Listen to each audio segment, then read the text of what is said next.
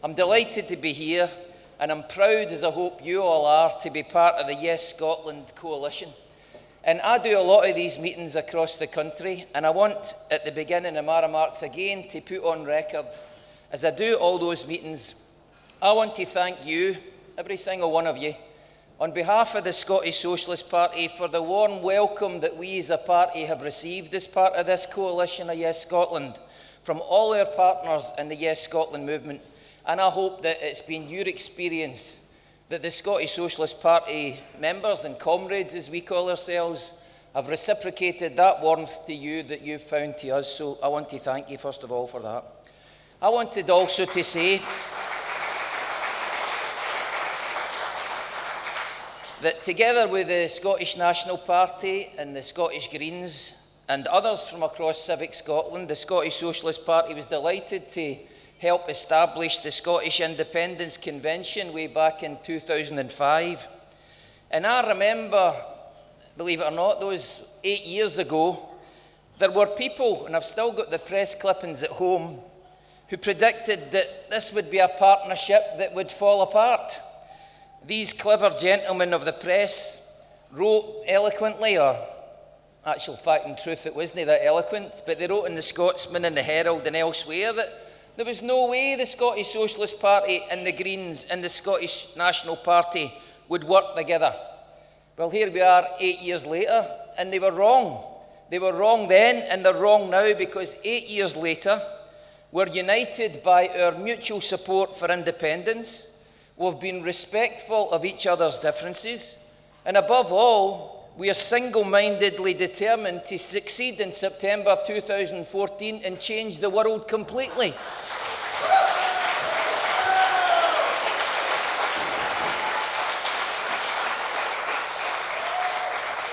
And I want to humbly say to you and modestly say that each and every single one of us here and throughout these other meetings, we've already achieved something remarkable. We've already achieved something that is remarkable in what we've arrived at so far. And I think it's often the case that sometimes you don't get a chance to reflect on what you have achieved on the way to that bigger prize. I want to say something to you that's closer to home here in Fife. About a month ago, I attended the funeral of Alec Maxwell, the former communist councillor for Cowdenbeath, and as I learned then, the former communist leader of Cowdenbeath Town Council. And Alec Maxwell holds the distinction of being the only communist leader of any communist council anywhere the length and breadth of Britain. And I was reminded at that funeral, and I was reminded yesterday at the Cameo Cinema in Edinburgh, they showed the film The Happy Lands. I don't know if anybody's had the opportunity to see it. It's a terrific film set in the 1926 general strike in a Fife pit village, and it's well worth seeing. But I was reminded of the strong traditions that exist in this part of the world. This is a part of the world where working class communities stand up for themselves. They speak out against exploitation and injustice. And as well as speaking out against exploitation and injustice, they also learn you don't do it on your own. You stand together with others. This is a part of the world, the Kingdom of Fife, that elected Britain's longest serving communist MP in Willie Gallagher from 1935 to 1950. It's also a part of the world that produced the leaders of the National Union of Mine Workers, Abe Moffat and Lawrence Daly. In other words, this is a county where people learned how to speak out against injustice and oppression and stand together, and through hardship secure many a famous victory. And I stand here and I say to you that the struggle for socialism in Scotland continues today and is as relevant as it was in the 1930s, 40s, 50s and before. And I think it's incumbent upon me as the National Spokesperson of the Scottish Socialist Party to make it clear that the Scottish Socialist Party supports independence because we are convinced that working class people in Scotland, who after all make up the majority of the population, will be better off with independence. It's pure and simple as that. And I think the other speakers have helped us already by alluding to there are, of course, those on the left of politics in Scotland and Britain, Scotland, who argue that, Colin, I'm afraid independence is a distraction from the class struggle. And they point out that the working class people here in Cupar and Fife, Motherwell, where I'm from, Edinburgh, have much more in common with working people in Newcastle, Bristol, Ipswich, London, Liverpool, Manchester, than we have with the employers and the aristocrats and the people who own so much of Scotland. And of course, I would never deny, as a socialist, that there is a very special camaraderie that exists between working people the world over. And the camaraderie's essence is we are people who have to sell our labour on an hourly basis to survive. That's what we have in common, and that transcends the colour of your skin. It transcends your gender or your language or your culture. That's something we share the world over. But it would be wrong, and it is wrong to suggest and conclude that supporting self-determination for Scotland or for your country is somehow a distraction from that struggle. It wasn't a distraction for John Maclean, the leader of the Red Clydesiders in the 1920s. It wasn't a distraction for James Connolly, born in Edinburgh, who died in the Easter Rising in Dublin in 1916, because they're socialists who know their history as working people.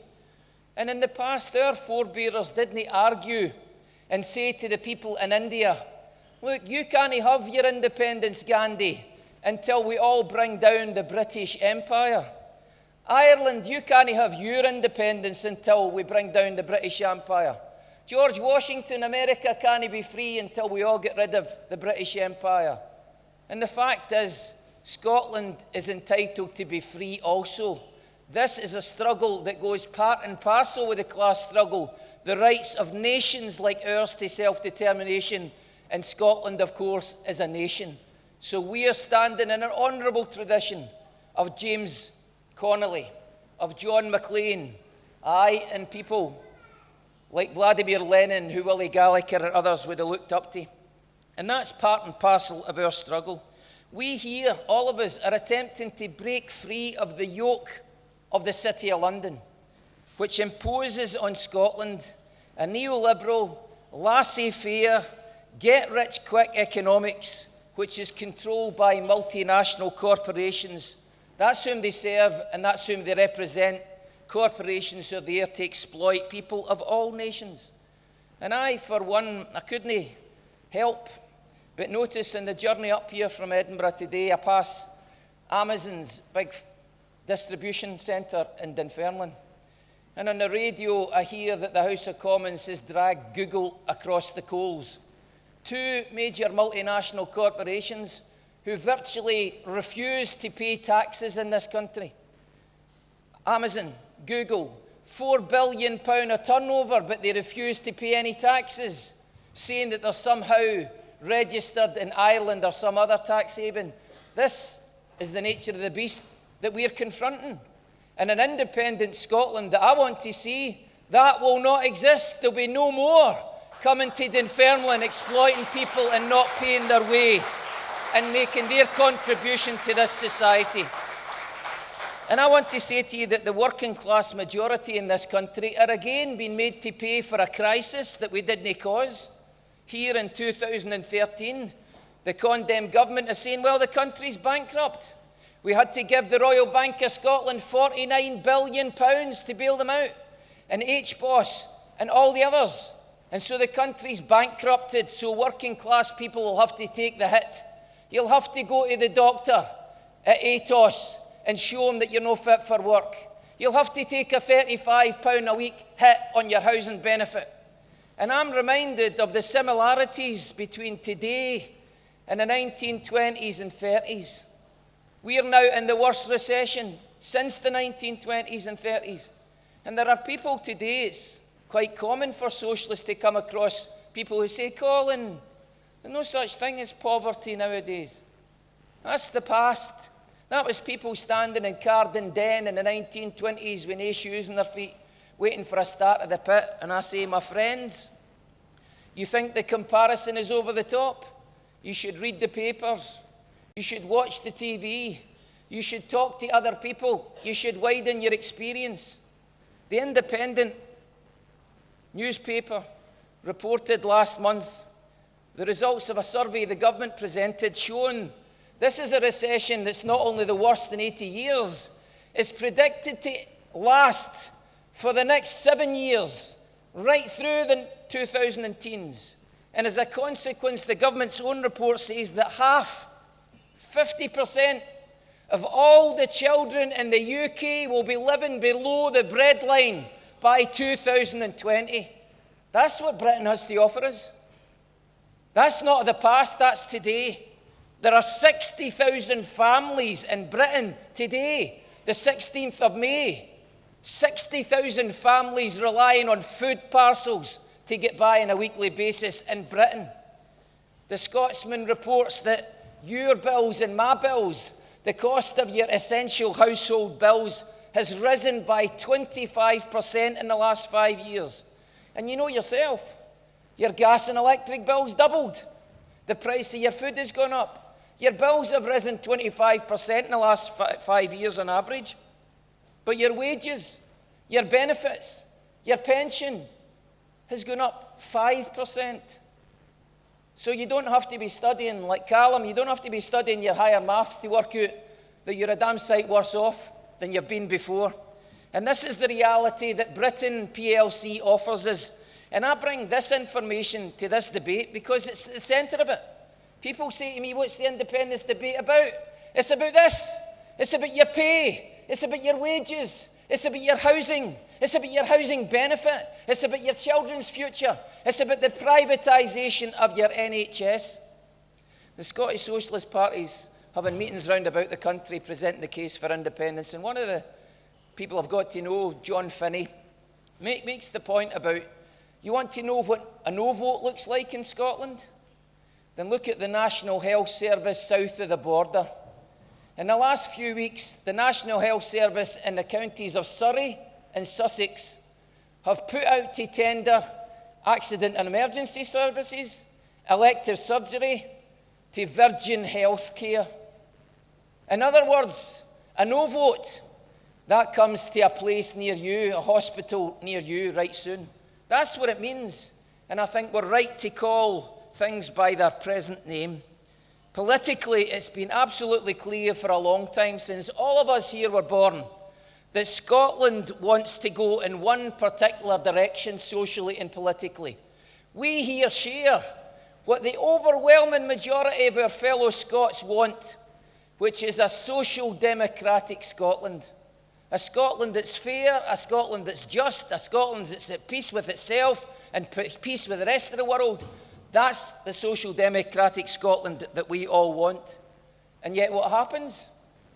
A UK government repeatedly thwarts our aspirations with values forced upon us that we've roundly rejected. Scotland suffers from scandalous inequalities. 1 in 3 children in Glasgow living in poverty. That's the reality of today. And Alan talks about we're the only country in the world, or the poorest country in the world, with such £1 trillion reserves of oil. And these indicate to me the great iniquities that Scotland faces at the moment. And the round truth is that Scotland suffers as being a part of the United Kingdom. We suffer from being part of the UK. Economically we suffer, socially we suffer, politically we suffer. And to win the referendum, we need to patiently show to our fellow Scots what a difference independence will mean to them. And I have to say, I stand here as a socialist. I'm in favour of an independent socialist Scotland, and it's my job, I feel, to put in front of 5 million Scots that independence means change. It means change you should welcome. It means the vision of a better society where all the things that you want to see happen but are frustrated that can't happen, you can have a part in playing and bringing to bear. I have to say, as a socialist, I stress what has to change because I think people are hungry for change. I stress that as far as I'm concerned, an independent Scotland, I don't want an independent Scotland to keep the Queen.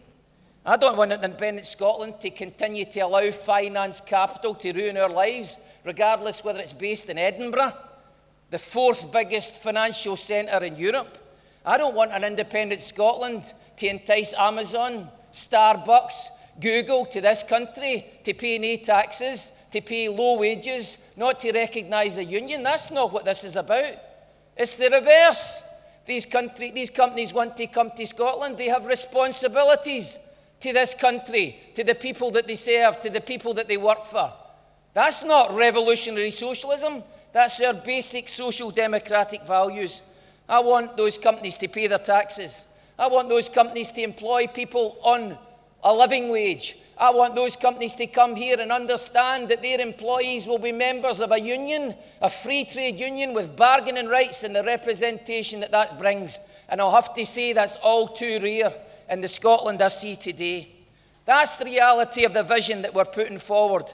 And I have to say, around the country, when I speak to people about ending poverty and inequality, ending the exploitation by multinational corporations in the City of London, ending the constant attacks on working class people's living styles, ending the tax regime that allows tax dodgers to go and take their money to the Cayman Islands or Liechtenstein or anywhere else. I'm afraid those days are over under independence. And this is the vision that I think our job is to put over to people in Scotland. But you have to say, I'm sure it's been the experience of everybody here. One of the things that I think rings the truest when you speak to people in the streets of Cupar or St Andrews or anywhere else is an independent Scotland means there'll be no more Tory governments. And that's a big plus for our campaign. And it's interesting, and you probably noticed, that David Cameron and Ian Duncan Smith and their types, they make very rare trips to Scotland in the course of this referendum campaign, because they know it and we know it, that they're a total liability to the other side. And we have obviously to capitalise on the fact that no more Tory governments under an independent Scotland. And in my view, and Natalie and Alan and Rod have made this clear before, an independent Scotland, you can take your Trident nuclear weapons and you can stick them where the sun doesn't shine, because they're not part of our values. We didn't want them here, and they will be removed in an independent Scotland. I would go further. I don't think Scotland should be part of NATO. I don't want to see an independent Scotland either sending young laddies for Cupar to go to Afghanistan or to go to Iraq and fight wars for oil, wars for imperial plunder, wars that have got nothing to do with us. Changing regimes in Iraq is the right of the Iraqi people and nobody else. Changing regimes in Afghanistan is the right of the Afghanistan people and nobody else. Just as the changing regimes in Scotland is our right and nobody else's, and we wouldn't tolerate it either. And I believe in messages and campaigns like this. This is a simple choice on the 18th of September 2014. It's a simple choice, so keep the message simple. And the simple message is, people want to know, will Scotland be better off under independence? You're damn right we will. And I'll tell you for why. Because you think of it currently. All the oil money, all the taxes that you pay, all the levies on drink and whiskey, all the revenues that are raised currently in Scotland go to London.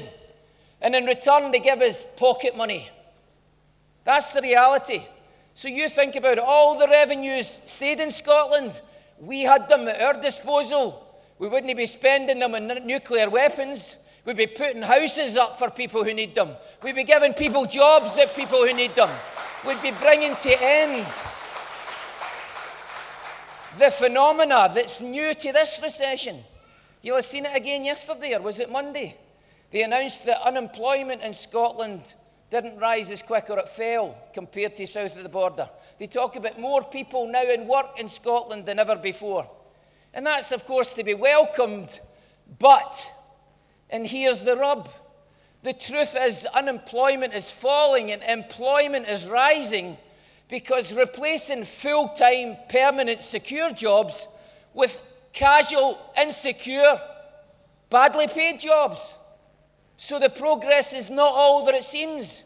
I want everybody in Scotland who wants a full-time, permanent, secure job to have it.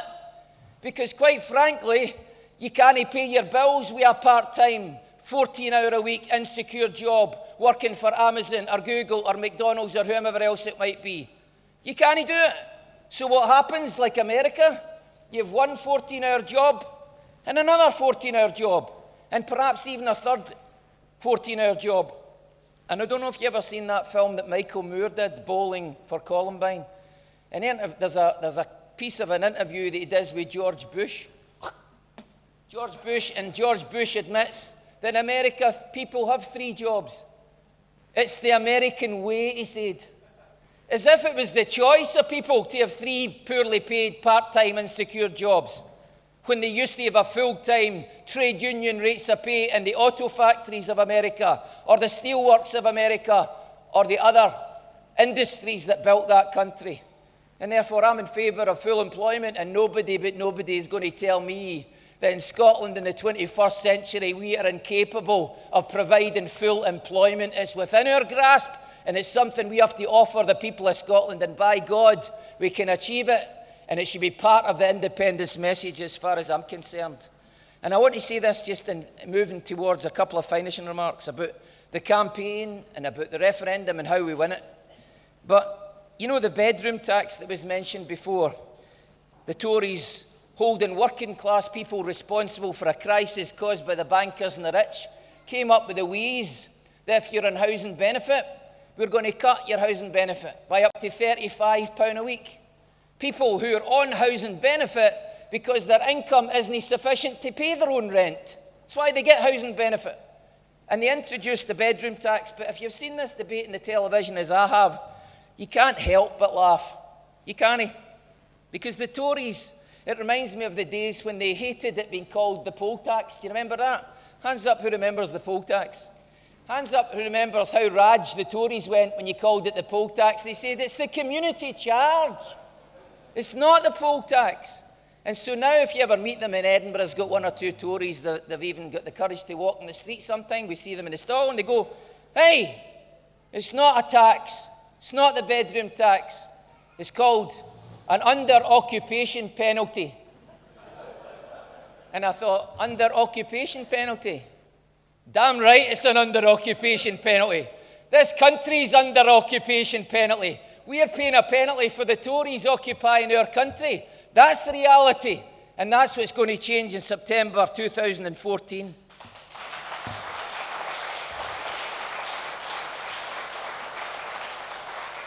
And I'm sure you saw, and Alan had the wit to draw it to your attention, and Monday that great beast of British politics entered the independence debate for the first time, didn't you see? Gordon Brown.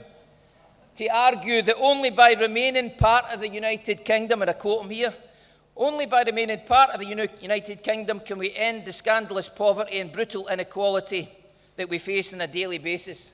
Social justice. Only have social justice on a United Kingdom basis, he said.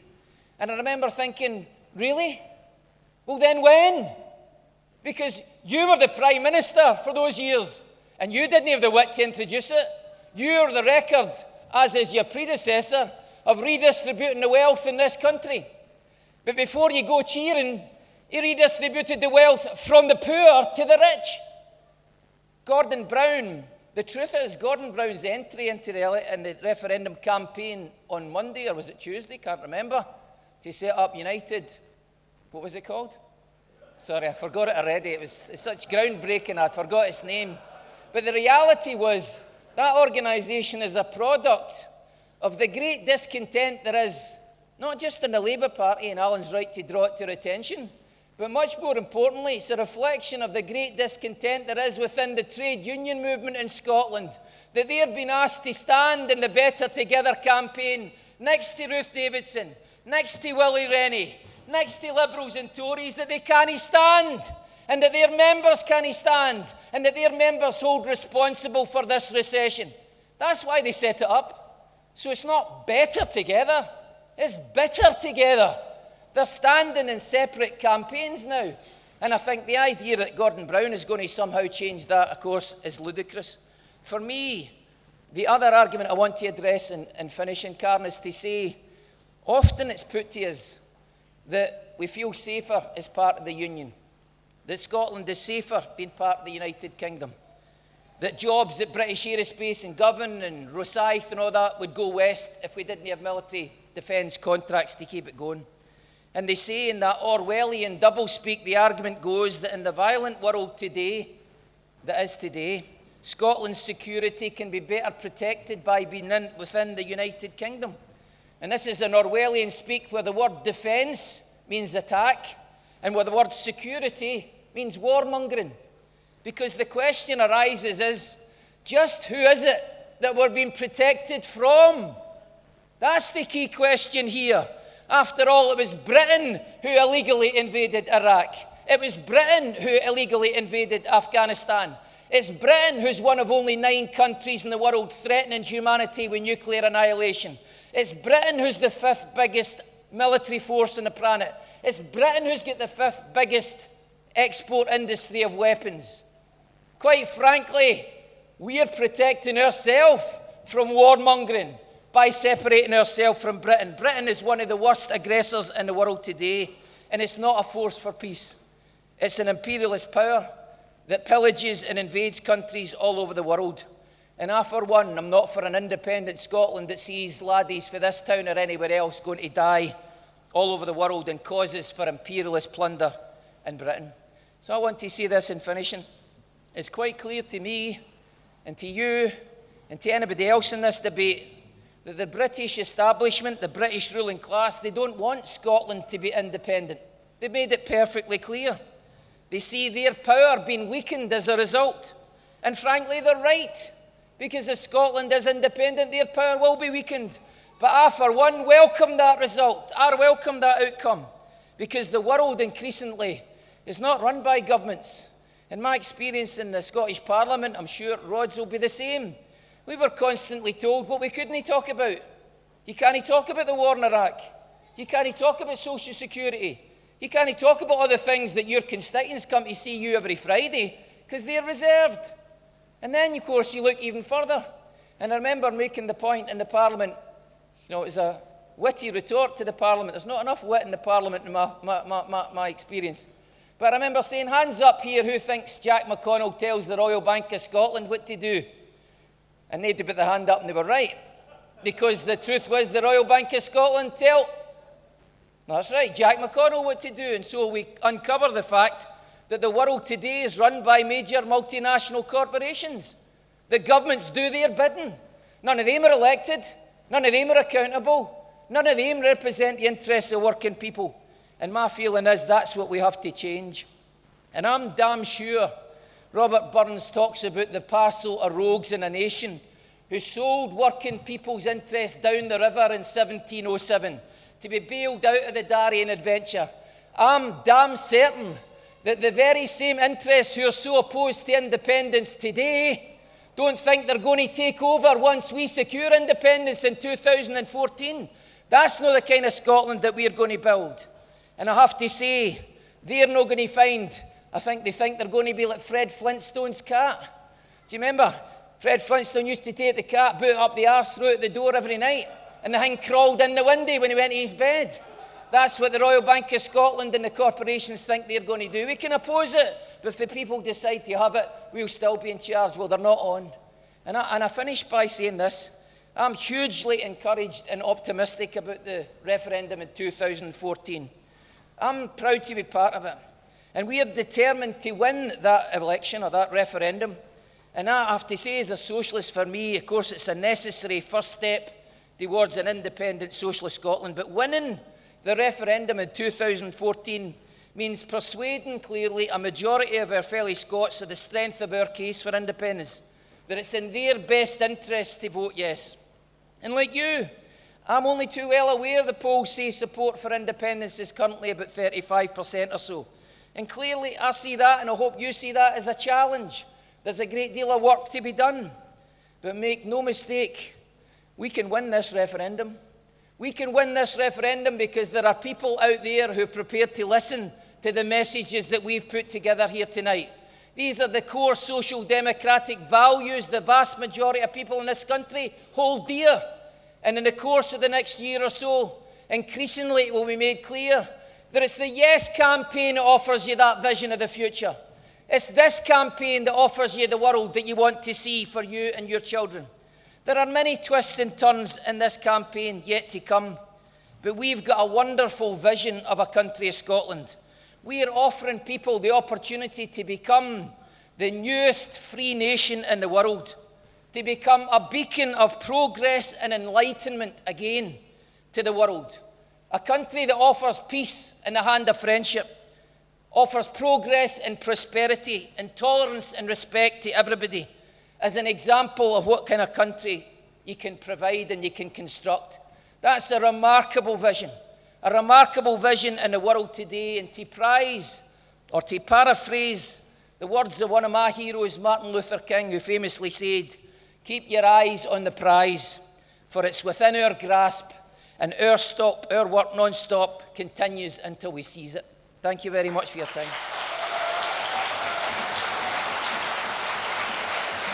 Thank you.